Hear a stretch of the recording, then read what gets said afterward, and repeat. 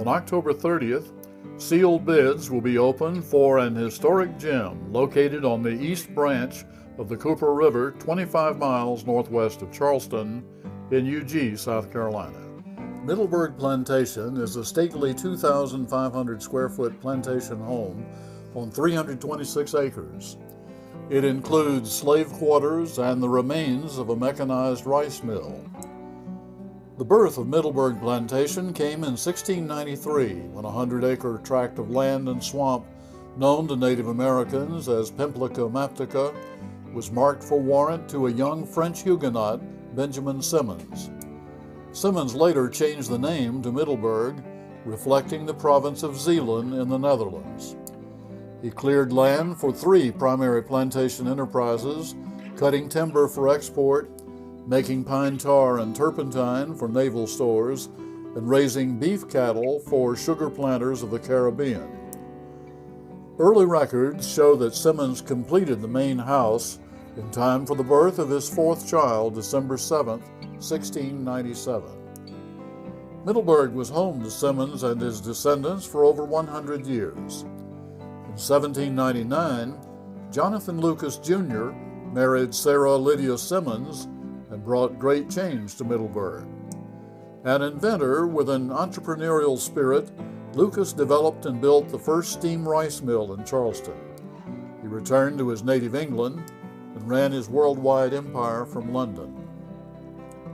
The Lucas family owned Middleburg through the Civil War and then sold the plantation in 1872 to one of the few successful post-war planters, John Cumming Ball. Ball married Ann Hume Simmons, the great-great-granddaughter of Benjamin Simmons III, returning ownership of Middleburg to Simmons' descendants. Jane Evatt Hill took possession of the plantation in 1981 from the Dingle and Gibbs families and embarked on an extensive renovation of the main house, recapturing much of the charm of the 18th and 19th century openness. Architecturally, the main importance of Middleburg, if you will, is the porches. This is the oldest known house with porches in the United States. The porches are known to be original because in the ceiling, the attic area of the porch, between the ceiling and the roof, there are no nail holes in the studs to indicate there's never siding there. That's important because porches, as you know, are a huge component of the Southern architectural tradition. These weren't definitely not the first, but they are the oldest surviving. The other architectural item of importance is just the simplicity of the house and the structure. The structure is obvious. The man who built it, who died in 1717, could walk up to the house and he'd still recognize it today. It has changed so little. And it's survived 310 years with very little upkeep. Middleburg historically is important. It's figured in 2 wars, mostly the Revolutionary War. Battles were fought all around this in the 1780s. The last of which culminated in the British taking the house, preparing it to be burned, and at the last minute saved by the Continental Army. General Light Horse Harry Lee's legions arrived just in time to save the day, keep the house from being burned. And 80 years later, at the tag end of the Civil War, February 14th, as a matter of fact, 1865, federal looting troops arrived on the scene to burn the house. At the exact same time, the real federal army appeared from the other direction and stopped them. So if it were not for that, Middleburg wouldn't be here for us to enjoy. Well, the house is 1 room deep, which makes it kind of unusual because at that point in time, that's kind of talking about the coming of the Charleston single house. And so it's only 1 room deep. Downstairs, there's a large sort of living room or main room in the house, off to either side are other rooms, and then on the 2nd floor are several bedrooms. But the neat part of it is that it's just 1 room deep. That's what makes it unique and unusual. But one of the interesting stories or legends of the property is the fact that the Marquis de Lafayette, when he had his triumphal return to the United States, was feted in Charleston. And one of the dinners held in his honor was out here in what they now call the Lafayette Stateroom. It's the big room, a 20 by 20 room on the end of the house. And the mantel is Adam style. He did this in the 1830s, but Adam style was it gets fancier as time passes. And there is on the mantel 2 little busts. Instead of having cupids or something like that, there are 2 busts And I'm not quite sure whether it's Lafayette, but it is an interesting change on the house, and we spent a good bit of time restoring that to its original condition.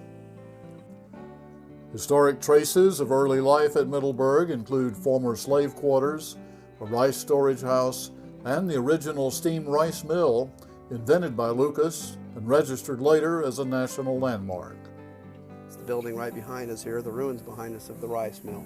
The building dates from 1799. The steam engines and boilers date from both the 1820s and the 1850s. This was a huge, huge technological leap, basically, in agriculture. And this is one of two remaining Charleston landmarks. Charleston steam engines still sitting on the original foundations. There are only 6 of these engines left that were made in Charleston out of the thousands constructed. The historic plantation house and dwellings have withstood the ravages of time, the Revolutionary War, Civil War, and the powerful storms of hurricanes like Hurricane Hugo. Today, its 327 acres are home to numerous species of wildlife. Middleburg Plantation here can be actually a wildlife enthusiast paradise, so to speak. Virtually, if it's found in South Carolina, it can probably be found here on Middleburg.